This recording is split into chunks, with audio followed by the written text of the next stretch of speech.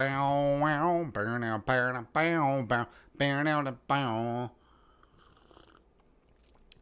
what's kind of underrated? Moby. Moby's really good. Right here, right now. Wait, no, that's Fatboy Slim. Whatever. Anyways, welcome in. Happy Monday out there, Jeromes, everyone, everywhere. Daily Jeromes live stream, 11 a.m. Central Time, Monday through Thursday, 9 a.m. Central Time on Friday. It's exciting. A lot of things going on right now. Minnesota Fighting Vikings acquired Ngakoue. Sorry, Yannick Ngakoue. Right. So you're telling me that all the NFL announcers, the Jacksonville Jaguars radio network for the past 4 years, as well as I even looked back at some Maryland Terrapins highlights, and they all pronounce it Yannick, but Zimmer corrected us, or something like that. Anyway, yeah, I mean, I got Ngakoue right, but alas. Anyways, very exciting times. Vikings making a big splash, and I also love the Vikings fans that are like, "Well, Spielman never makes the big move." I mean, did 2016 not happen? Like, did the Vikings not a week before the season not trade for another team's starting quarterback in Sling and Sammy Bradford? Did the Vikings not sign Kirk Cousins to the richest free agent deal in NFL history? Did they not do that? Did the Vikings not have multiple first-round picks in 2012 and 2013 and 2014? Did that not happen? Just short-term memory and cognitive dissonance rules the day. Yeah. So we got a whole bunch of Q&A. It's going to be a good time. We got some hot coffee and cranking out content. It's good times because it feels like football's here because tomorrow's September. Do you guys know that? Man, September's here. Also, so we've discussed on here, I'm more of a fan of cold weather. Like, I will take 20 below over 90 with 100% humidity every single day and twice on Sunday. So in Minnesota, we had a late August heat wave, but now that's dissipating. It's actually nice now. Next Monday, there's a high of 61. Woo! Woo! Let's go. Let's go. Because that means it's football weather. That means it's hunting weather. That means it's like Thanksgiving and Christmas and shit are coming.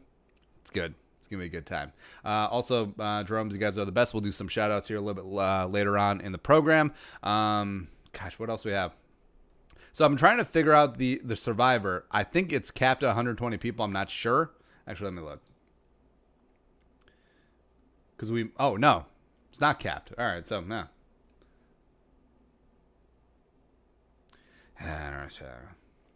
I hate technology. But check out the Discord. Top left corner is the link over there. It's basically a 24/7 live chat.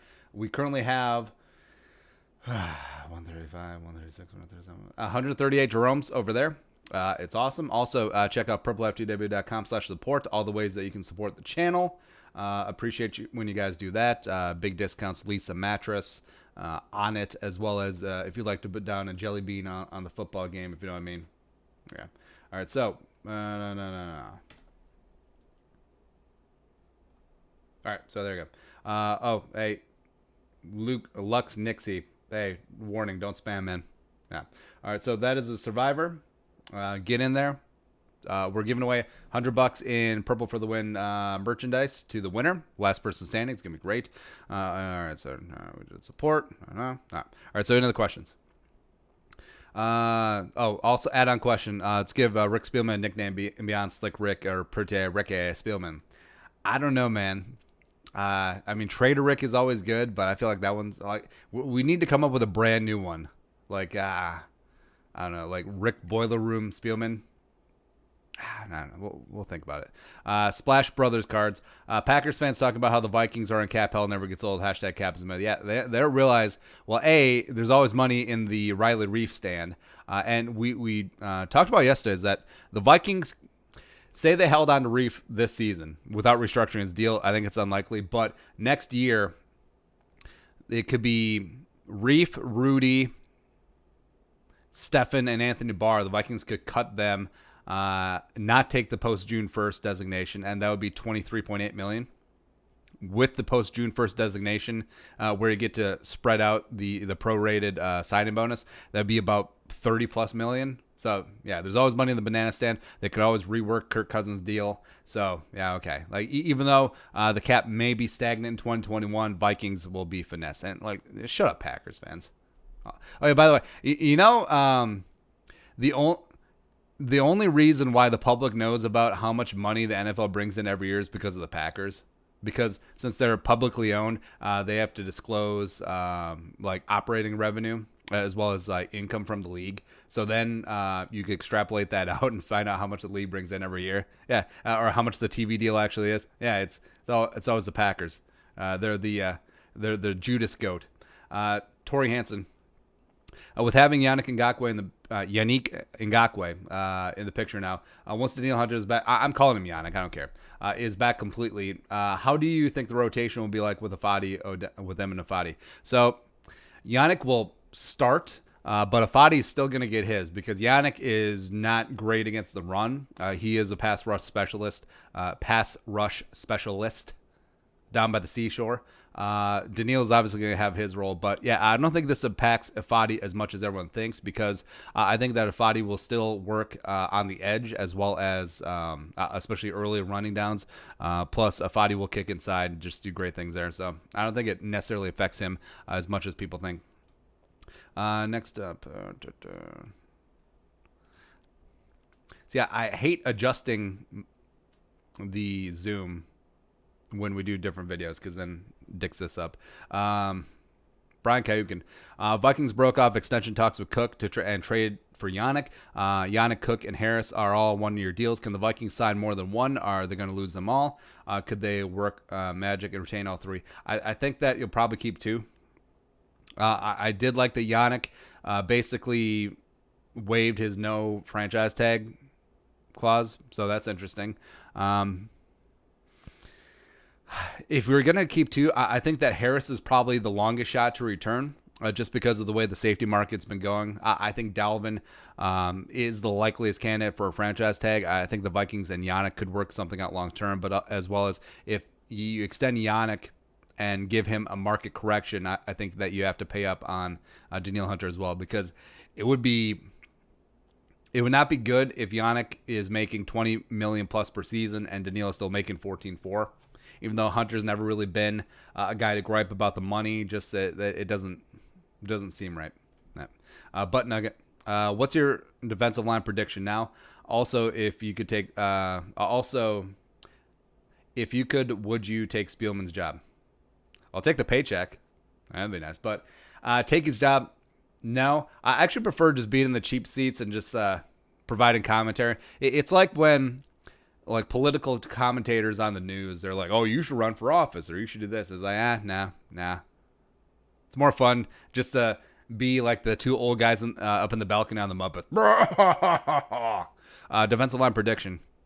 So, it'll be Daniil, it'll be Yannick as starting edge rushers. Fadi will get in there. Will probably get 500, 600 snaps. Like he'll be in the mix a lot too. I think your 3-tech is going to be Jaleel Johnson to start, although they've been working him all over the place, as well as they seem set with Shamar Stephen being the starting nose tackle. But they'll get shifted around. You'll see a lot of Armand Watts. You'll see a lot of Afadi inside. Bruno Edwards. My favorite 2021 NFL draft target is North Dakota State tackle Dylan Raduns. Thoughts? I haven't done enough 2021 draft work, and by that I mean at all. So no nerd opinion. Well, I guess I vaguely remember him from the Trey Lance stuff that we did, but nah. Andrew Hansen. Does Dan Chisena have a better chance of making the rooster after switching to safety? Could be a special teams dynamo. It's possible. I forget who floated it, but I think that he'll be on the practice squad, but also you can have 2 practice squad players per week be on the active roster, not count against the roster. Now, there's limitations to that. You can only do that for 2 weeks per season for the player in this weird 2020 season. So I think it's still unlikely that it makes a roster. I think that the Vikings will go 4 deep at safety with Harrison, Stephen Parker, as well as Nate Metters. I think he'll make the practice squad. Just really disappointing with Brian Cole II, Josh Metellus, and Miles Dorn. Joe was Ghent. Oh, but see, that's the big thing about having so many draft picks is that you're not going to hit home runs every single time. Hell, you're not even going to hit singles, right? So having as many chances as possible gets you more chances at hitting a home run. Joe Wasget, I designed a Purple for the Win Jerome shirt. I would love to send the design to you, and if you like it, you can add it to your shop at Teespring. I would definitely buy it. P.S. Just order the Capology Thug Life shirt. Thank you. Email to Producer Alley, produceralleyftw@gmail.com, and we'll check her out. Coach Figgy, do you think it's possible that the Vikings keep 3 safeties, even though Zimmer has never done it before?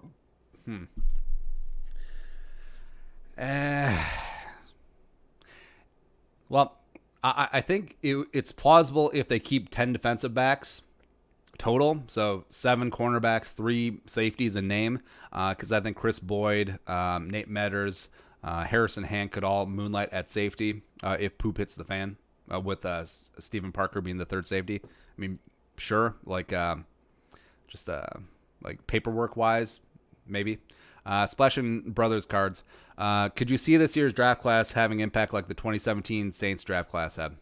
Yeah, Saints 2017 class is big. So that was like Kamara, that was Ramczyk, but there's a linebacker, Demario Davis, I think. Was it? It's a pure for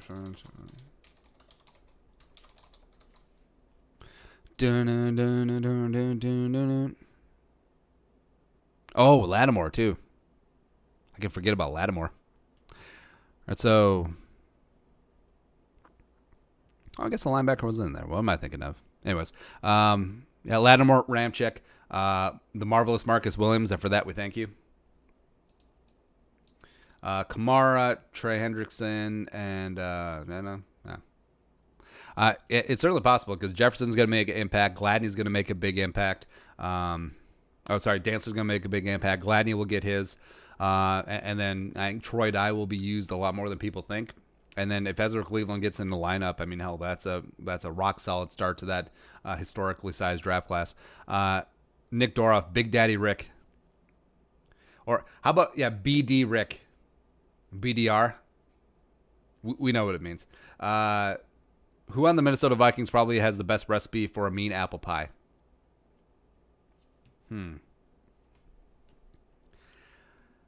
I would say probably Bradbury. Yeah, probably Bradbury because he's from the South. I believe he's from South or North Carolina. So, mom, probably a pretty good Southern cook or a baker. I feel like moms and grandmas always have great pie recipes, as well as if you go Southern moms. I mean, yeah, because they use all the butter, they use all the lard, and it's like all the good stuff. Yeah, I'll say Bradbury. Charlie Boltman. Ricky Restructure, a.k.a. Switchblade, take a cut or get a cut. Going to Riley Reef. I'm going to cut you so bad and make it look like you have a chin. It actually pains me to say nice things about Spielman Dealman, but I'm trying. What's the soonest Yannick can practice? Thoughts on his run defense? His run defense is not great, but also that's not why they got him. Like, he is a true blue pass rush specialist. He is... Well, it's like he plays the run about as well as you would expect a 6'2", 245-pound 4'3" defensive end to play the run. Soonest Yannick can practice. As far as I know, as long as he passes COVID procedures, he could be on the field early this week, maybe tomorrow. Andrew Hansen. Bold prediction for Yannick's season, also Ricky Bobby. 80 pressures, 14.5 sacks. Like 2 tackles against the run. Also, hey, Ricky Bobby, you spilled my macchiato. That's a really underrated movie, by the way. Talladega Nights. It's really good. I think that may be peak Will Ferrell, as well as not peak Sacha Baron Cohen, because Ali G, Borat, not Bruno, but Ali G and Borat, I think peak Sacha Baron Cohen. Hey, Jeromes, let us know where you're watching from. We'll give a couple of shout outs. You guys are the best. Rocking out on this beautiful Monday. Westworld. So what number is Jalen Holmes going to move to? So Jalen Holmes was 92. He switched to 91 after Stephen Weatherly left. Ngakoue only wore 91 in Jacksonville. He wore number 7 in college and high school. Numerology podcast coming soon. So 97 makes sense. But would that be a spit in the face to the legacy of Everson Griffin? Sort of whatever at this point. Oh, yeah, by the way, if you're Everson and you're like, man, I couldn't even get more than a 1-year, $3 million deal with $3 million in incentives deal from the Vikings, and then they just dropped $12 million on Yannick, as well as a second and a fifth round pick, and they're just like,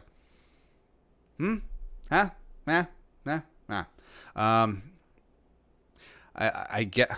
Well, did someone take 92? I assume so. Thank you. Or I want to see something crazy.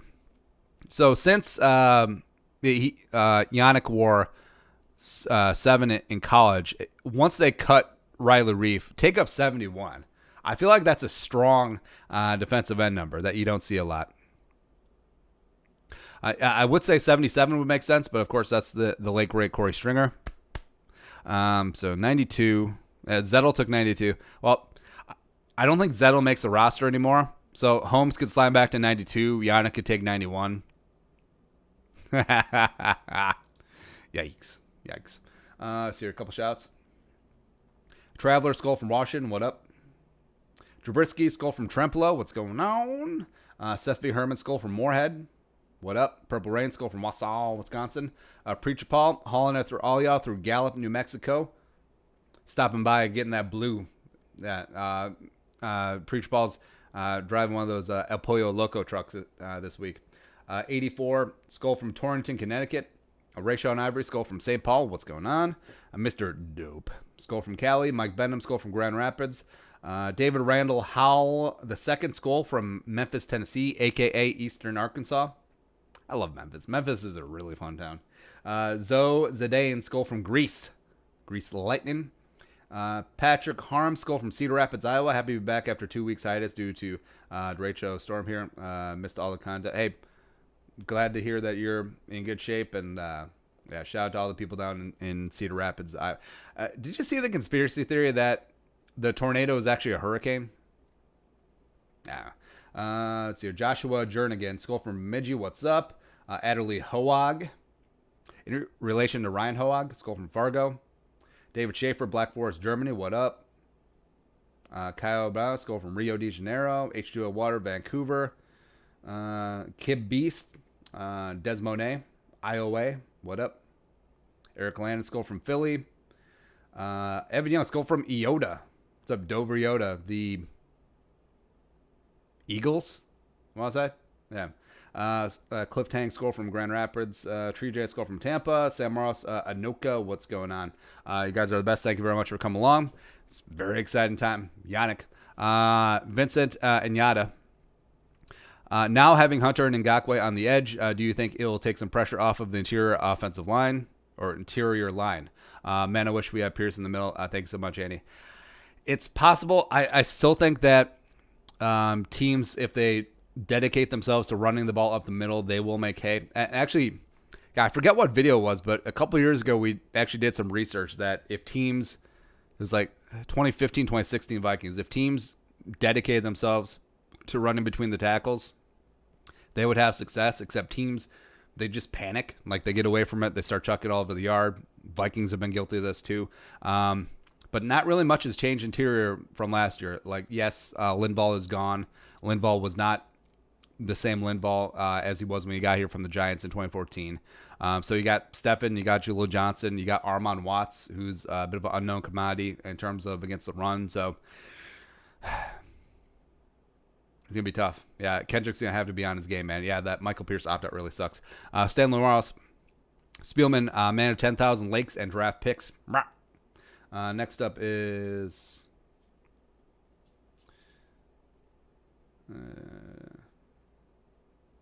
Caprium, Skull from Arizona. Adderley Hoag, his cousin. Ryan Hoag, Pride of Augustana. Wait, no, not Augustana. Concordia? Wait, no, Gustavus. I knew it was one of those schools. Brian Cook, Skull from Mesa, Arizona. What's up? What up? All right. Next up is Pulford Skull, Love Blockbuster Trades. I think this was a heck of a steal. Didn't have to give up any ones. League's best defensive end, hurrying quarterbacks every single game.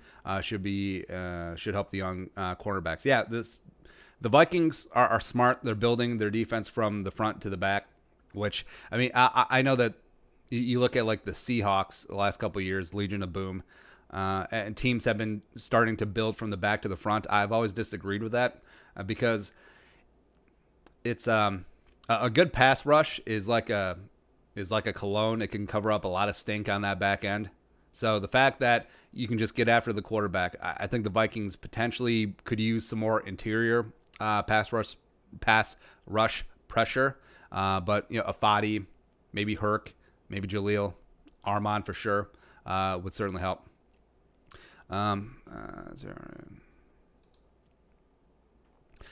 Slick Rick does it again. Let's just call him Big Rick. BDS. We'll just do that. Brett G. While doing yard work this weekend, inadvertently disrupted a beehive walking away with 4 stings. Do you have any home yard accident stories? I don't have like injury stories. I feel like everyone gets hurt with ladders, especially like here in Minnesota. Everyone's hanging Christmas lights and stuff. I'm really lucky because I think Christmas lights are sort of pointless, as well as, so my daughter, she's 5 and she could not care less if we put up Christmas lights. I'm just like, yes, yeah. Also, I'm not that great with heights, but a near miss was, so we just got a new air conditioner in, and it's a sexy ass beast. It's great, energy efficient, it's phenomenal. Sound like a dad bragging about things, but there's this tree that overhangs part of the roof, and I got one of those extendo tree trimmer things, right? And here's the thing about branches, like from a distance, they look a lot smaller than they actually are. So what I thought was this tiny ass branch that was just trimming on the limb that was scraping the roof and keeping my kid up at night. She's like, oh, it's the boogeyman coming to get me. No, it's just wind and like leaves. So after did the smart thing, trim off all the smaller ancillary branches and move them. So then you have the main branch coming down. And again, from a distance, it looked kind of small. So trim that, and then all of a sudden, it broke from the cable because there's a support cable on that branch, and then it came down and it bounced right in front of the air conditioner, right in front of a window, and then it landed right in between the air conditioner and the window, because if it came in contact with either of them, we're going to really test out that warranty on that air conditioner, and that window obviously would have been smashed, but just got lucky. I'm a lucky dude. Spartus JX Andy, do you think Rick will end up trading guys with 1 year left on their deals, Harris, Reef, Cook, for the picks if the season starts to go south? And as a follow-up, what do you predict will be the greatest position need for the Vikings going next year's draft? I don't see that happening. Like, unless they legit start out 0-8, then maybe. Well, when's the bye week? Oh, week 12. Yeah, I don't really see it happening. Position and need. Depends on what they see with Ezra Cleveland, because if they see him as a guard long term, which is certainly possible if the move of Brian O'Neill, the left tackle, and the move of Oli Udoh as first team right tackle sticks, then where are you going to go? I mean, that's an interesting problem, because that Oli Udoh had man-sized strength. I think he was underrated in the movement game. And the only problem was that he was never going to play any position other than right tackle, like maybe guard, but he wasn't going to swing over the left tackle. I don't think he was quite athletic enough to do that, but he was an absolute road grader. Looked great in camp last year, looked great in camp this year, coming back from COVID. Looked great week 17 against the Bears. But you have Brian O'Neill there. And I initially thought that the ship had sailed, because at first I was all about, well, get rid of Reef, we'll move O'Neill to left tackle. Woo, win the day.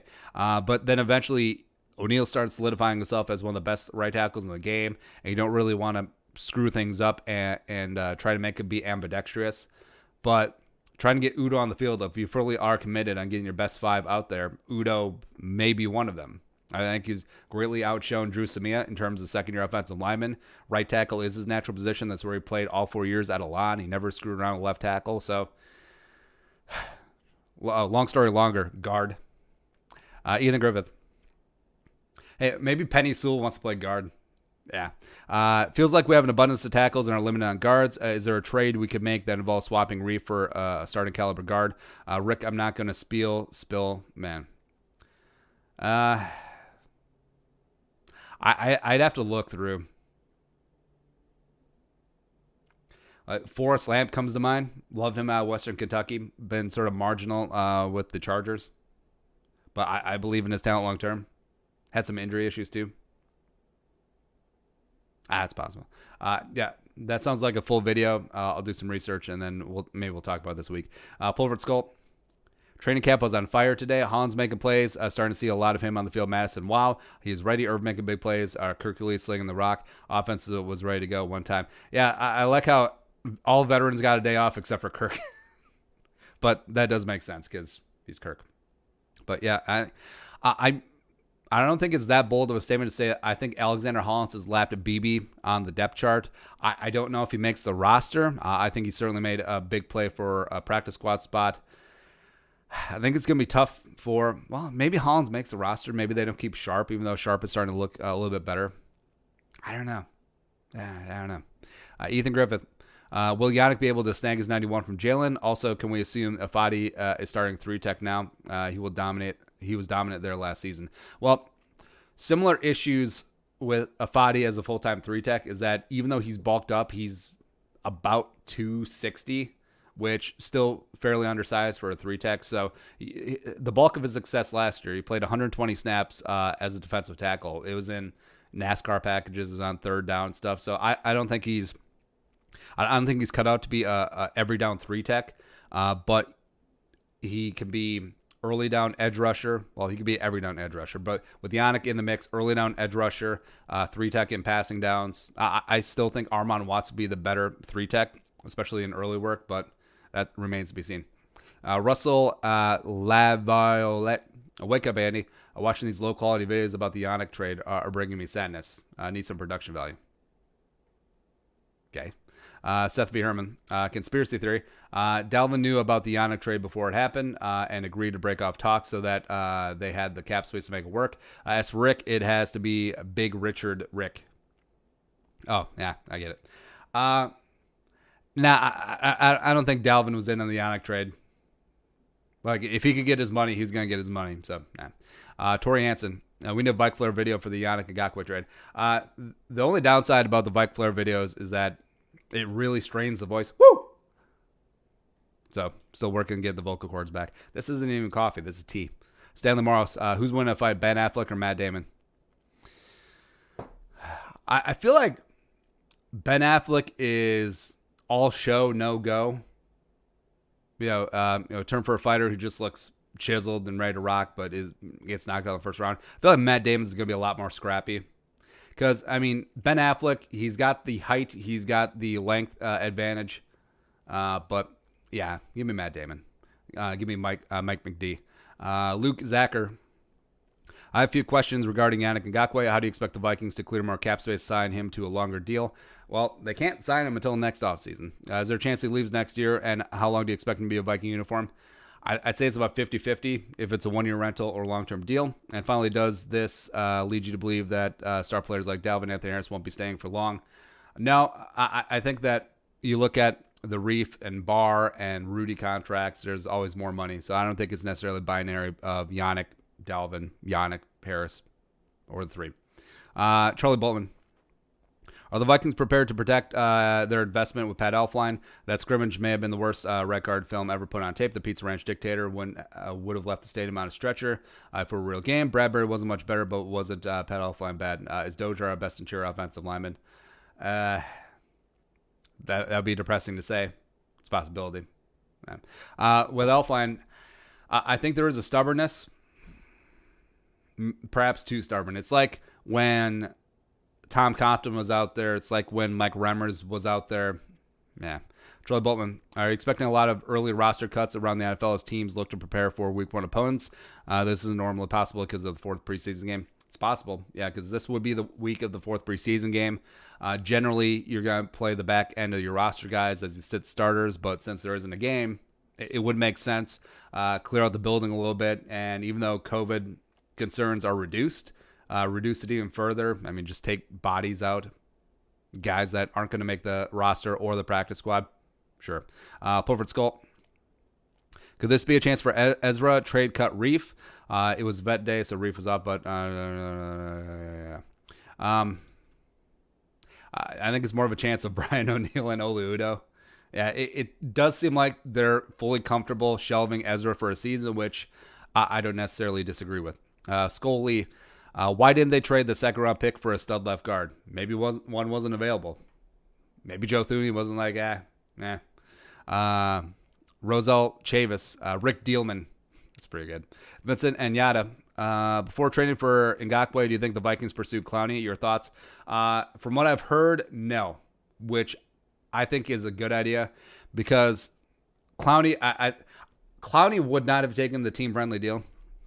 I think he's actually happier taking $0 as opposed to less than his perceived value. Like, I don't think Clowney's going to settle for anything less than 20, so good luck with that.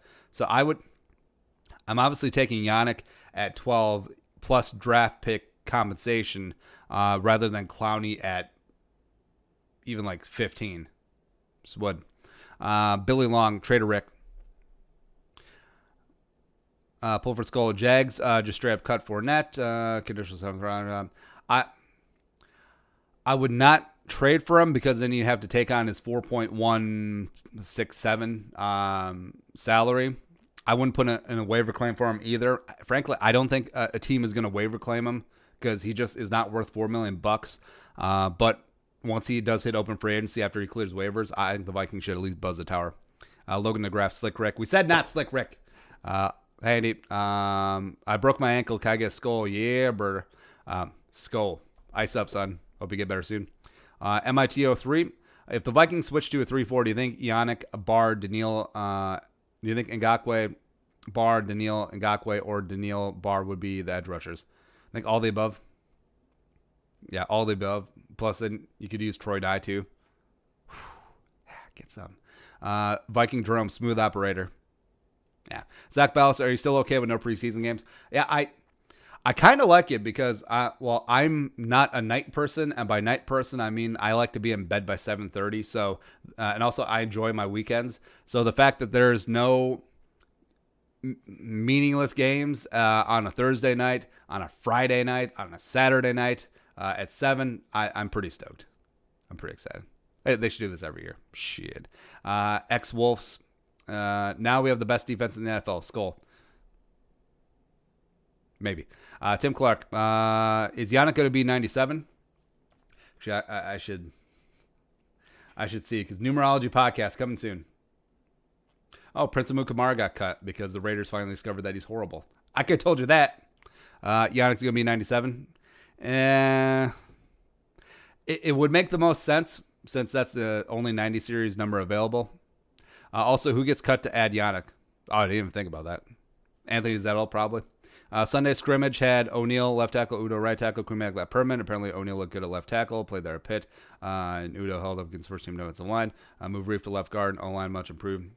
I mean, the idea of pulling off that switch and then moving Reef into guard after a pay cut, I would be okay with that. True J, how do you feel about Leonard Fournette trade situation if the Packers or Bears would be interested? I don't think the Packers would be in because they just drafted A.J. Dillon in the second round. Hey, Fournette, we don't need to sign a sort of untalented two-down power running back who can't catch and can't pass block because we have A.J. Dillon. Bears would make sense, especially since David Montgomery got tweaked up. So, and also, if he signed with the Bears, I wouldn't be overly concerned. I'm just not. Tree J, what 3 teams do you see being a threat in the NFC for the Vikings?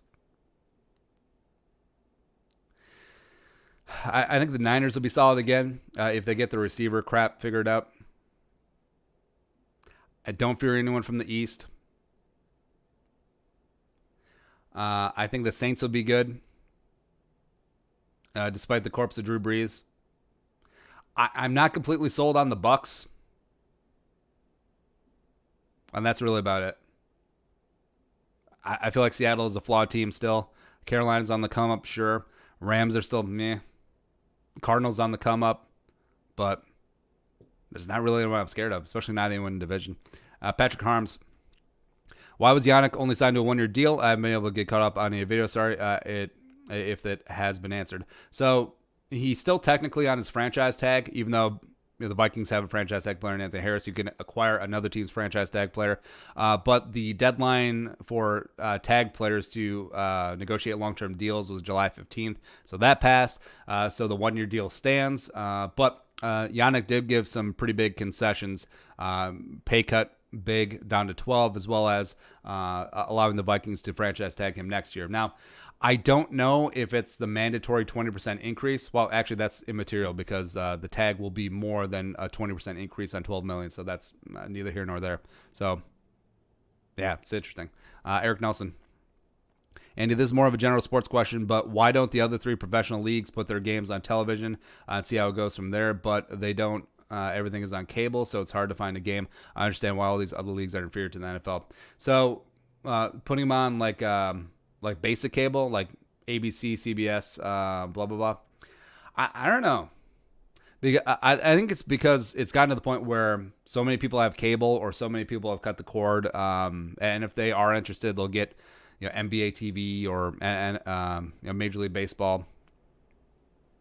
So I think that they've gotten to the point where they're just said like piss off casual fans, and they're just catering to the hardcore niche fans, where NFL is still a very casual fan sport. I would say like probably 70% of football fans are just like, hey, we'll watch the game on Sunday. It's not like hardcore Jeromes, every single Quentin Pauling is the next Brian Urlacher type of spot. Nah, so, and also it's intriguing because I believe that ESPN is considering moving Monday Night Football back to ABC. So that's obviously going to do monster ratings. But I don't think that like there would be wide appeal of basketball or non-playoff, non-World Series baseball on the basic channels, or football obviously does. Deck and a half, pretty slick. Eric Hansen. Governor Rick, because after he wins 12 Super Bowls in the next 10 years, he's going to run for governor. Walls is a football coach. Maybe we need a GM in the governor's mansion. Just a funny thought I had, not trying to be political. Yeah, I want to know what was Walls' football team's records, because they're probably not good. GM could make sense. Oakview, no more Afadi. Lots more Afadi. What are you talking about? Afadi's role hasn't really changed that much. Stanley Morris. Now we hear this trade. All while Hunter's on blocks. Wasn't necessarily worried, but now I'm starting to feel like Hunter's more than a tweak. Is there any word on the tweet to him and Cronin? Well, we'll find out next Wednesday when the first injury report comes out. But we're talking about practice, man. So, yes, it is concerning when your superstar player has a tweak, except Danielle Hunter, I feel like, is veteran enough that could show up week 1, no real practice, and just still be lights out, light up David Bakhtiari as well as pretty Ricky Wagner's ass. Let's get after it. But it is a nice hedge. I mean, if Danielle is slow or limited out the gate, sure. Mew, $2 in the super chat. Why did Yannick accept such a big pay cut? He wanted to get the F out of Jacksonville, man. $6 million less to move to a state with state income tax. He really wanted out. Actually, no. I frame it as he really wanted to get to Minnesota. Dude loves him some Juicy Lucy's. He does. So, actually, he could probably withstand a couple, because then if he bulked up, he might be better against the run. But that is it. That's the Daily Jerome's live stream. Everyone, you guys are the best. Thank you very much for coming along. Again, if you want to support the work, purplefgw.com/support. Join the Discord, join the Survivor, do all that stuff. We'll be back tomorrow, 11 a.m. Central Time. You know what to do. Skull, production value. As I clicking buttons.